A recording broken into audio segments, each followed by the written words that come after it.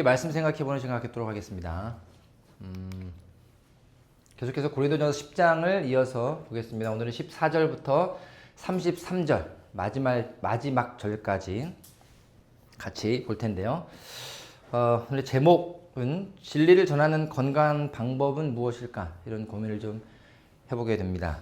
오늘 말씀을 읽으면서 우리가 좀 뭔가 오해하고 있는 부분은 있지 않나? 잘못 생각하고 있는 부분은 있지 않나? 어느덧 무뎌졌고 그게 표준, 스탠다드라든지 놈이라고 여겨지는 이 현실에서 다시 한번 좀 고민해 볼 필요가 있는 것 같은 것들을 생각해 볼 것 같아요. 왜 이렇게 말이 자꾸 꼬이나 생각이 들면 전하고 싶은 표현이 있는데 언어로 잘 전달하기가 쉽지가 않아서 많이 고민을 좀 했습니다. 좀 말씀을 잘 풀어내기를 좀 바라고 함께 계속해서 보면 좋겠습니다. 고린도서 10장 14절부터 같이 한 목소리로 읽어보도록 하겠습니다. 아멘.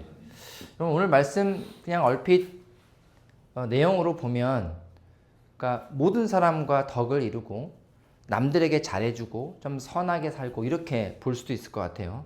그래서 모든 일에 모든 사람을 기쁘게 하여 자신의 유익을 구하지 아니하고 많은 사람의 유익을 구하여 그들로 구원을 받게 하라. 즉 우리가 예수 믿는 사람들 제일 많이 생각하는 것이 내 헌신, 나의 죽음, 나의 어떤 내려놓음 이런 걸 통해서 선을 베풀고 남들에게 잘해줘서 구원에 이르게 한다라고 생각할 수도 있어요. 하지만 구원은 선행으로 이루어지는 건 아닙니다. 그러면 우리가 왜 선한 행위를 해야 되는지에 대한 고민을 구원이라는 목적과 조금 분리해서 생각해 볼 필요가 있어요. 우리가 구원을 받는다, 복음으로 구원받는다는 건 우리가 죄인이고 우리의 죄를 해결할 방법이 없기 때문에 하나님의 아들이신 예수 그리스도께서 이 땅에 오셔서 우리가 죽어야 하는데 대신 죽으심으로 그 죄값을 치르셨고 그것을 믿음으로 우리가 구원에 이르는 이 사실은 변치가 않아. 이건 진리예요. 그런데 그것을 전달함에 있어 어떻게 전달하느냐라고 할 때 필요한 것이 바로 선행이라는 거예요. 그래서 오늘 제가 이 말씀을 어떻게 전할까를 되게 고민을 하다가 아까 말한 좀 진리를 전하는 방법, 건강한 방법은 무엇일까라는 고민을 좀 해봤습니다. 여러분 혹시 요즘에 우측차로 운전하시는 분들, 우측차로 때문에 좀 고민하시는 분들이 있을 거예요. 뭐냐면 최근에 이제 법은 지난번에 바뀌긴 했는데 최근부터 집중 단속 기간입니다. 그 얘기는 뭐냐면 우리나라의 원래 교통법상 우측 차로라는 신호가 없기 때문에 가다가 정면이 파란불이면 우측으로도 언제나 갈 수 있는 거예요. 그러나 사고가 많이 나다 보니까 어떻게 법이 개정이 됐냐면 정면 신호가 빨간불이면 일단 무조건 정지해야 됩니다. 무조건 정지라는 건 타이어가 지면에 완전히 멈춘 순간이 있어야 돼요. 그래서 경찰이 그걸 보다가 타이어가 아주 서행을 하더라도 정지한 순간이 없으면 불법으로 간주하고 벌점과 벌금이 부여가 됩니다. 자, 정면이 빨간불이면 섰다가 오른쪽으로 가야 되니까 오른쪽으로 섰다가 핸들을 틉니다. 핸들을 트는 순간 횡단보도가 빨간불이건 파란불이건 관계없이 사람이 서 있으면 그 사람이 건너는 사람이든 그냥 서 있는 사람이든 아니면 그냥 뭐 광고하는 사람이든 뭐든지 관계없이 사람이 서 있으면 반드시 정차해서 좌우를 살피고 건너가야 되게 돼 있어요. 만약에 파란불로 신호가 돼 있으면 무조건 건너면 안 되고요. 또 보행자가 횡단보도에 발이 하나라도 걸쳐 있을 때 자동차가 움직여도 안 된대요. 이 명확한 어떤 법적 조항을 제대로 이해하는 사람이 별로 없다는 거예요. 그래서 이제 집중 단속 기간을 하면서 계도 기간을 거친 이후에 지금은 벌금을 매기고 있어요. 얼마 전 저는 이제 그것을 보고 노력을 합니다. 빨간불이면 서고요. 다시 가다가 또 서고요. 고유가 시절에 자동차는 힘들어하는 것 같아요. 그런데 어느 날 딱 섰는데 분명히 빨간불이어서 섰는데 저의 뒷차도 딱 섰어요. 근데 그 뒷차가 빵 그러는 거예요. 순간 화가 확 밀려서 내리고 싶었어요. 왜? 싸우려는 게 아니고 아저씨 이거 지금 가면 안 돼요. 바뀌었어요 라는 얘기를 해주고 싶은 거예요. 왜? 규칙이 바뀌었는데 바뀐 규칙을 모르면 여러분은 안타깝습니까? 답답합니까? 답답해요. 우리가 가르쳐야 되는 것을 배우지 못한 사람 보면 답답해요. 그래서 저는 학생들이 자기가 공부를 잘하고 싶은데 안 하면서 힘들어하는 애들은 좀 답답해요. 잘하고 싶어서 열심히 하는데 안 된다고 열심히 하는데 안 되는 애들은 안타까워요. 여러분 답답함과 안타까움이 좀 다른 것 같은데 변화하는 규칙에 대해서 가르쳐서 배워야 하는 것을 배우지 못하는 것에 대해서 자기가 맞는 것이 아는 것이 옳은 것으로 주장하는 사람들을 보면 저는 답답하더라고요. 왜? 진리가 아니기 때문에 그래요. 근데 여러분, 진리는 답답한 게 아니고 안타까워야 되는 거예요. 자, 이런 예를 들어볼게요. 우리가 건강해야 된다는 거는 가르침이고 변하는 규칙인가요? 진리인가요? 이건 진리 같아요. 건강은 모든 사람이 동의하는 진리 같아요. 자, 그런데 어떤 사람이 나는 건강보다도 돈이 중요해. 잠도 안 자고 일하고요. 아파서 병원 치료 받아야 되는데 병원 돈 아낀다고 안 가고요. 자기 몸을 막 갈아 넣으면서까지 하루에 단돈 얼마나 더 벌려고 모아요. 계속 통장에 돈이 쌓여가면서 보면서 오늘도 돈이 쌓였네. 콜로. 돈이 쌓였네. 아픈데도 파스도 안 받죠. 계속 돈만 보고 건강을 해치는 사람 보면 우리는 답답해요. 안타까워요. 답답하신 분들도 있을 수 있겠지만 이건 안타까운 일입니다. 왜?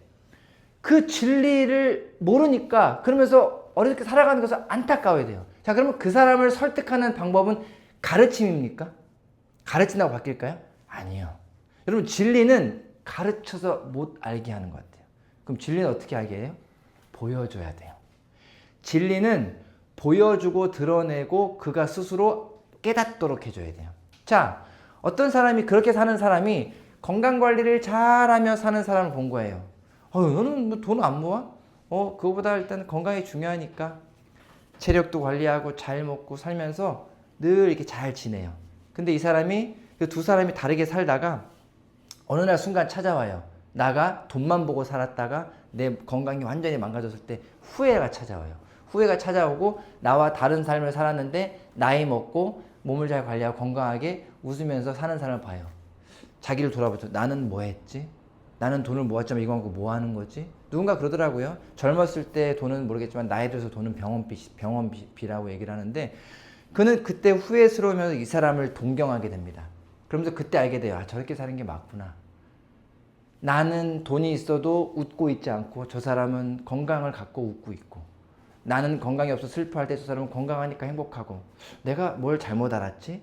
이러면서 진리에 대해서 깨달았을 때는요, 후회와 더불어 뭔가를 알게 돼요. 저는 예수님을 믿고 이 복음으로 천국에 간다는 거 우리는 진리라고 믿는데 이 진리를 가르치기 때문에 어려웠던 것 같아요.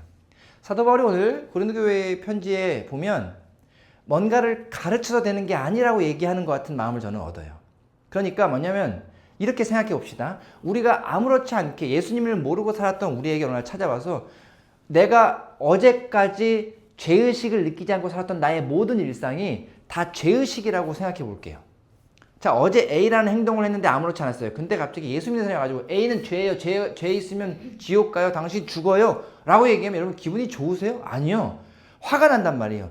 그 사람이 진리라고 얘기해도 그 말을 들으면 기분이 나빠요.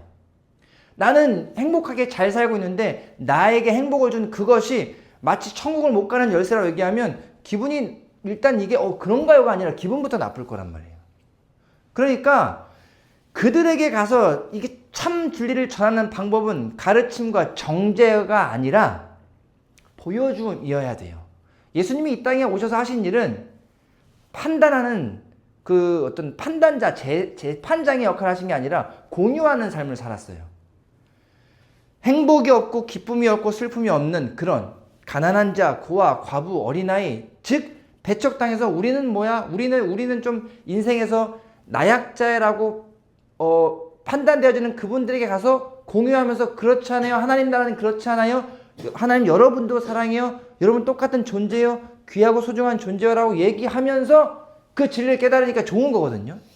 그러니까 우리가 누군가에게 이 복음을 전달할 때 그거 하면 죄야, 그거 하면 지옥가가 아니라 그럼에도 불구하고 그 지옥같이 사는 삶에게 찾아가서 내가 그 지옥같은 삶을 공유하지만 나는 행복하기 때문에 당신은 똑같이 나와 같은 걸 먹고 같은 공간에 같이 숨을 쉬고 사는데 어떻게 행복합니까? 라고 질문하게 만들어야 한다는 거예요.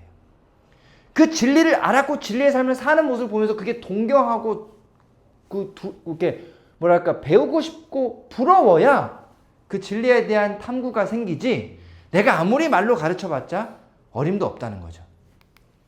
여러분, 우리의 평범한 일상이 정세리 될 때 우리는 당연히 불만이 있을 수밖에 없습니다. 그래서 선교사님들이 이 땅에 오셔서 하신 일이 뭐예요? 그렇게 살면 안 돼요. 그렇게 하면 지옥 가요? 선교사님들이 예수 천당 불신 지옥 했을까요? 저는 예수 천당 불신 지옥이 왜 불편했냐면, 여러분 예수 천당까지는 좋은데 불신 지옥이 마치 천당과 지옥이 존재하느냐 안 하느냐를 모르는 사람들, 예수님이 구세주라는 걸 전혀 모르는 사람들의 일상에 와가지고 그들이 하고 있는 예수가 없는 모든 일상 때문에 당신은 죽으면 지옥 갑니다라는 거 할 때, 그래요? 나를 일깨워줘서 감사합니다가 아닐 거예요. 아니 그분이 뭔데 갑자기 나한테 왜 이래요? 왜 나한테 저주를 퍼붓을 것만 같은 거예요. 그러나 반대로 지옥과 같은 삶을 사는 사람들이 가서 손을 내밀고 당신에게도 천국이 있을 수 있어요? 그런 게 있어요? 하나님이 세상을 만들었고 당신을 사랑하고 저 같은 걸 사랑한다고요? 라고 했을 때 그 사랑을 느껴야 그 하나님을 만날 수 있는 거거든요. 그러니까 선교사들이 와서 뭐 한 거예요? 그 나병 환자에 가서 고름 빨고 가난해서 버리는 사람들에서 가서 헌신하고 학교 세우고 병원 세우고 살리고 이거 하는 거잖아요. 왜 우리나라까지 와서 왜 죽음을 무릅쓰고 배에서 내리자마자 죽고 또는 배에서 내리지도 못하고 막 활 맞아 죽고 성경책을 던지고 죽고 죽은 그 아비의 자녀가 와서 죽고 그 자녀의 자녀가 와서 죽고 도대체 이 사람들은 왜 자꾸 오는 거야? 죽으면서까지 원수를 갚으러 오는 게 아니고 죽으면서까지 피 흘리면서까지 또 사랑하겠다고 오는 게 이해가 안 되는 거예요. 그 이해 안 됨의 진리를 보고 배우는 거예요. 그러니까 우리가 지금도 복음을 전하려고 할 때 답답하네. 이걸 모르겠어요? 예수님의 진리를 모르겠냐고요. 이 사람 답답하네. 안 바뀌는 거예요. 기분 나쁠 것 같아요. 그러나 오히려 우리가 어떤 질문을 받아야 되냐면, 똑같이 사는데 당신은 왜 이렇게 행복해요? 아니 당신은 고난 속에 즐거워하고 슬픔 속에 환난 속에 흔들리지 않는 이유가 무엇입니까? 그게 내 예수 그리스도 때문이에요 라고 얘기해야 되는데, 우리의 실상 어떻습니까? 우리에게 고난 찾아오면 더 고난스러워요. 그렇죠? 누가 아니 예수 믿는 셈 왜 하나님 당신 사랑하고 복 주신 다음에 왜 고모양 고꼴이야 라고 할 때 화가 나죠. 저는 이 싸움을 좀 하고 싶은 거예요. 그 넉넉함을 갖고 싶어요. 그런 비판과 그런 조롱에 흔들리지 않는. 주중에 바다를 보러 갔는데 파도가 그렇게 없는 바다, 어제도 그렇던데요. 너무 잔잔한 거예요. 거기서 이런 기도를 했어요. 저렇게 잔잔해도 파도는 있을 텐데, 내 눈엔 잔잔하잖아요. 내 인생의 풍파의 파도는 있을 텐데 외부로는 잔잔하게 이렇게 영어로 be still한데 나도 그처럼 잔잔하게 살 수는 없을까요? 내 안에 수없는 폭풍이 몰아쳐도 좀 저렇게 잔잔하게 살 수는 없을까요? 바다에 파도가 당연히 있을 텐데 눈에 보기엔 잔잔하잖아요. 그런 기도를 하면서 하나님, 진짜 예수 믿고 사는 사람의 핵심은 이런 데서 나오는 것 같은데, 이미 예수 믿고 구원받아서 복음을 깨달았는데 그것이 내 삶에 어떻게 구현되어야 될까? 이 고민이 참 많이 드는 거예요. 이 질문을 보십시다. 진짜 진리를 알고 있는 사람이 그 진리를 전하는 건강한 방법은 무엇일까요? 그러니까 누군가가 당신은 나에게 진리를 좀 다르게 전하네요. 누군가는 와가지고 막 나 이렇게 한다고 정죄하던데 당신은 안 그러네요. 그게 예수님이 받았던 질문 같아요. 왜 우리에게 이렇게 사랑을 베푸세요? 왜 우리에게 선함을 베푸세요? 사도 바울이 마치 이방인들과 함께 거했던 예수님의 원리를 알았기 때문에 이방인들에게 차려주는 음식을 먹고 이방인들과 공유하며 유대인이 아니고 헬라인도 나머지도 괜찮아요 얘기하는, 하나님이 이스라엘의 하나님이 여러분의 하나님이기도 합니다라는 얘기를 할 때 그들은 그가 누군데요? 우리랑 무슨 상관이 있는데라고 얘기하는 그들에게 당신의 아버지이기도 합니다라고 얘기하는 것을 가르칠 때 정죄함이 아니라 그들과 공유하면서 괜찮아요, 괜찮아요, 괜찮아요? 아니 이렇게 하니까 안 된다던데요? 괜찮아요를 얘기한 거예요. 근데 그 괜찮아요가 물론 까딱 잘못하면 위험할 수도 있겠지만 그는 어떻게 했는가? 그러니까 우리에게 갖고 있는 질문은 이거예요. 지금 우리도 이 세상을 살아갈 때 진리 안에 자유한 자로 살아가는 여러분과 제가 어떠한 방법으로 복음을 전해가야 하는가? 이 실질적인 방법을 좀 고민해 보고 싶습니다. 그러려면 먼저 기독교에서 정죄시하는 것에 대해서 좀 얘기를 해보고 싶어요. 여러분, 이것은 지금 이미 세상에선 많이 기준과 잣대가 바뀌기도 했습니다. 오늘 고린도전서에서 읽었던 내용처럼 음식 비유라든지 다양한 그때 당시에 논쟁이 되는 것들도 있지만 여전히 기독교에서는요, 술 먹으면 지옥 가요. 술 먹으면 죄예요. 담배 피우면 지옥 가요. 제사 음식 먹으면 안 돼요. 주일 성수 안 하면 안 돼요. 문신하면 안 돼요. 혼전 순결 그거 죄예요. 이혼하면 죄예요. 라고 얘기하는 분들이 있다는 거예요. 자, 그러면 지금 이러한 것들을 행하는 사람들에 가서 당신 지옥 가요. 당신 하나님 그 죄예요. 죄의 삭은 사망이요. 라고 얘기하는 것, 그것을 가르치는 것이 가르침으로 진리를 알 것인가? 여러분, 술 먹는 사람에게 가서 당신 술 먹으면 죽어요 라고 얘기하는 것보다 왜 술을 드시는지에 대한 고민을 해볼 필요가 있다는 거예요. 적어도 그리스도인이라면. 자, 정말 사랑하는 친구가 너무너무 힘든 일을 겪어서 술 한 잔에 의지하고 있을 때 가가지고 야, 넌 고작 그거밖에 방법이 없냐? 라고 하는 게 그리스도인의 친구가 할 모습인지, 아니면 야, 무슨 일 있어? 야, 그런 일이 있었구나. 아유, 힘내라. 소주 한 잔 따라주고 짠해서 먹고. 그게 저는요, 뭐가 더 그리스도인 친구 같을까요? 담배 한 대 피면서 후라고 허탈한 숨을 내쉬고 하늘 보며 눈물 흘려가면서 하늘 우러러 그렇게 답답하게 눈물 흘려가면서 담배 피는 친구에게 야, 너 그렇게 하면 죄야 라고 하는 것과 야, 무슨 일인데? 그 친구하고 같이 담배 한 대 푹 부으면서 같이 뜨거운 눈물 흘려줄 수 있는 친구, 저는 후자가 더 좋은 친구라 생각합니다. 자, 누군가가 예수님을 알지 못하고 그가 살아온 환경 속에서 제사라고 배웠어요. 그래서 조상을 섬겨내고 배웠어요. 제사 음식을 했어요. 그런데 이 사람이 예수 믿는 사람인 거 알아요. 그래서 와서 제사 음식 절에다 제사 드릴 때 절도 안 하고 다 알아요. 하지만 그 집에 가서 음식을 차려줄 때 하나님 주신 음식 감사히 먹겠습니다 얘기하고 그 음식을 많이 먹으면서 아유, 음식 솜씨 좋네요. 오늘 제사 잘 지내셨어요?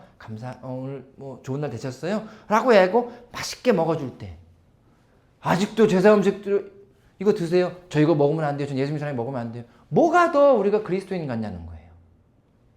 감사함으로 먹고 기도해 주는 거. 그가 당신 예수 믿는 사람이 여기 왜 와? 왜 제사 음식 먹어? 왜 제사집에서 기도해? 아니래요. 그 음식을 맛있게 먹어주는 거. 여러분, 주일날 예배 당연히 드려야 됩니다. 그런데 좀 제가 극단적인 예를 들게요. 정말 친한 친구의 소중한 누군가가 돌아가셨어요. 근데 주일이 장례일이에요. 장지를 가는 거야. 근데 이 친구가 가족이 없어. 혼자야. 혼자서 지인도 많이 없어서 이 장지를 혼자 가야 돼요. 친척도 별로 없어요. 그럴 때 하나님, 저 오늘의 예배는요, 친구와 함께 곁에 있어주는 예배를 드리고 싶어요. 라고 얘기하고 주일날 정해진 교회 건물 가서 예배 안 드릴지언정 그 친구 곁에서 그 친구를 위로하며 그 장지를 같이 가서 그 친구의 사랑하는 일을 보내는 마지막까지 같이 울어준다면, 저는요, 누군가 저한테 그 교육자가 그렇게 설계하면 안 됩니다. 아니요, 저는 그래도 하나님의 마음은 저는 거기에 있다고 봐요. 그 친구의 아픔이 내 아픔이 아니기 때문에 저는 오늘 아유, 걱정하지 마. 내가 오늘 교회 가서 널 위해 기도할게요. 그렇게 판단하시는 분도 있겠지만 저는 기꺼이 그 친구 곁에서 같이 이루어진 일을 결정하고 싶습니다. 주일 성수의 개념 무엇이라고 생각할까요? 문신, 여러분, 문신에 대해 법이 바뀌었죠? 과거에는 문신이 아예 불법이었습니다. 그러나 정부에서 문신의 법을 바꾼 건 치료용 문신이 많다는 걸 깨달아서였어요. 어느 날 친구가 화상을 입었어요. 이걸 가리고 싶었어. 아무래도 안 돼요. 문신으로 가려요. 어떤 수술 상처, 문신으로 가려요. 이런 분들이 있어요. 그럴 때 그걸 가지고 정죄시할 것입니까? 아니요. 그런 일이 당했구나. 아, 그래. 아름답게 꾸몄어. 괜찮아. 이것도 우리가 품을 수 있는 일이에요. 혼전 순결? 여러분, 당연히 성경적으로 무엇인지 알아요. 그런데 이걸 이렇게 보겠습니다. 어떤 목사님, 장로님, 권사님 자녀가 결혼하기 전에 아이를 가졌어요. 그러니까 이런 결정을 하는 거예요. 내 체면상 안 된다. 사람들이 이렇게 안 돼. 애 지우고 헤어져라. 그 결정과 어느 날 자녀가 여러분, 이거 사고 쳤다라는 표현이 이제 좀 하면 안 될 것 같아요. 또 성인 남녀가 결혼 전인데 아이를 가졌어요. 부모님께 찾아왔어요. 저희가 이렇게 됐습니다. 그래? 아이고, 그래도 결혼하고 하면 좋았을 걸. 그래, 서로 부모님을 만나서 아이가 이랬으면 결혼 빨리 시킵시다. 우리 이 아이 소중하게 잘 길러냅시다. 라고 부모가 머리를 맞대고 고민한다면, 여러분, 예수 믿는 사람들, 예수 믿는 체면 때문에 낙태율이 훨씬 많습니다. 부모님이 임직자거나 교회에 직분이 있으면 더더욱 많습니다. 예수 안 믿는 사람들 생명을 어떻게 지워? 라고 결혼시킵니다. 여러분 지금 시대가 어느 게 더 하나님 원하시는 방법일까요? 저 진짜 질문하고 싶어요. 이혼? 이혼했으니까 죄야라고 할까요? 어떤 이유로 이혼을 하게 됐습니까? 이혼하고 상처가 어떻습니까? 라고 싸매기 위해서 다가가는 게 먼저 아닐까요? 여러분 우리에게 예수 그리스도는 정죄하고 판단하는 검입니까? 아니면 그리스도의 사랑 때문에 아픈 사람을 싸매라고 주는 붕대입니까? 예수께서 이 땅에 오신 이유가 검으로 휘 저으면서 죄지었으니까 다 죽어였습니까? 죄진 모두를 한 놈이라도 살리기 위해 피 흘리시고 돌아가셨습니까? 이 원리를 이해한다면 우리는 지금 어떻게 복음을 전해야 하냐는 거예요. 이거 아니어야 합니까? 나도 똑같아요. 나도 다르지 않아요. 그런 나도 사랑받았습니다. 당신도 가능합니다. 그렇게 전하다 보면 그들이 알게 되는 거죠. 복음을 받은 사람은, 은혜를 받은 사람은 왜 다르지? 그렇게 사는 삶이 부러워야 되는 거예요. 공유 이후에 그들의 일상의 삶의 태도가 중요한 거예요. 여러분 이런 걸 공유했을 때 그 사람과 똑같이 계속 그렇게 지옥 같은 삶을 살으라는 게 아니에요. 이 사람들은 이런 삶을 살면서 이미 자신이 지옥 같을 때 그 순간을 공유할 때 그 사람이 더 이상 지옥이 아닐 수 있도록 천국으로 이끌어내는 건 이 사람이 공유한 이후에도 자기는 일상의 은혜 안의 삶을 사는 것을 보여주기 때문인 거예요. 근데 우리가 이것을 공유하면서 똑같이 지옥 같은 삶을 산다면 우리도 의미가 없는 거죠. 공유는 할 수 있으되 우리의 삶은 어때요? 철저히 중심을 잃지 않아야 되는 거예요. 그 삶에 대한 갈망과 지향점이 생기게 되겠죠.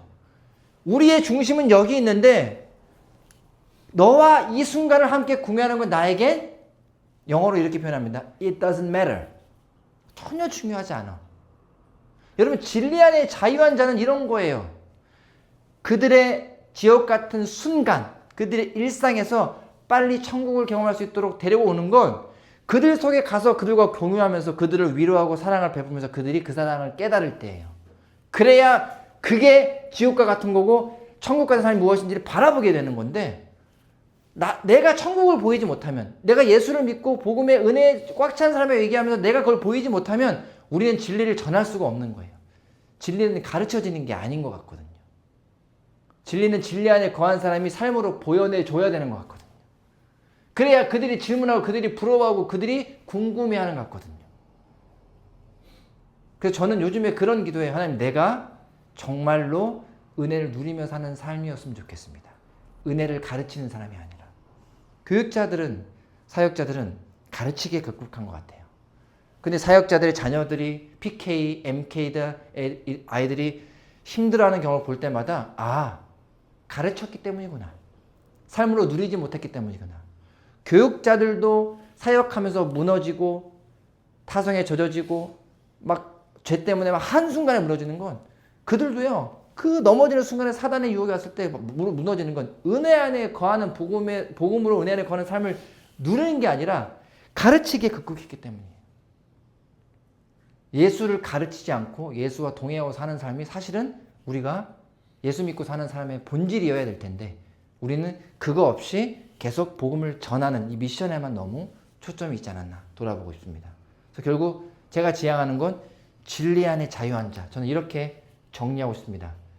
흔들리지 않는 중심을 갖고 있으되 순간순간을 사람들과 공유할 수 있는 넉넉한 사람. 그것을 우리는 그리스도인이라고 부릅니다. 사도 바울은 그 당시에 고린도 교회의 수많은 사람들에게 이렇게 권면하고 이렇게 격려했을 것 같아요. 괜찮아요. 여러분 넉넉하게 그들을 사랑하고 품어주십시오. 그러나 물들지 마시고 그리스도인으로 머물면서 그 그리스도인 정체성을 흔들리지 않은 상태에서 그들의 순간을 공유하면서 그들에게 보이십시오. 어떤 것이 천국을 누리고 사는 사람인지, 어떤 것이 예수님을 위해서 은혜를 누리고 사는 사람인지, 어떤 것이 참 그리스도인인지, 어떤 것이 하나님의 마음을 온전히 이해하고 사는 사람인지 그 고민을 하시며 그 삶을 누리십시오 라고 얘기하는 것 같습니다. 지금을 사는 저와 여러분도 다르지 않을 겁니다. 우리 곁에 수많은 사람들, 하나님이 슬퍼하는 죄라고 여기는 행위들을 하는 사람들, 저희도 물론 그렇게 살겠죠. 그런 일이 있을 때 그것 때문에 낙심하고 낙마하고 그것이 죄의식 때문에 우리의 판단에 있어서 죄니까 죄사가 사망이라고 생각하기 좋아하도록 만드는 사단의 유혹에 넘어가지 마시고, 그건 알지만 내가 의인이 될 수 없는 거지만 온전한 은혜로 회복되었으니 그 은혜를 누리고 살고, 누리다 보니 저절로 거기서부터 멀어지다 보니 남들이 나를 부러워하고 내 안에 평강과 웃음이 가득해서 그 삶을 부러워하니 그거 왜 그래요? 누구 때문이라고 할 때 그제서야 우린 비로소 예수 그리스도 가셨습니다 라고 얘기할 수 있는 그런 좋은 예수 믿는 사람들 다 되기를 주의 이름으로 축복합니다.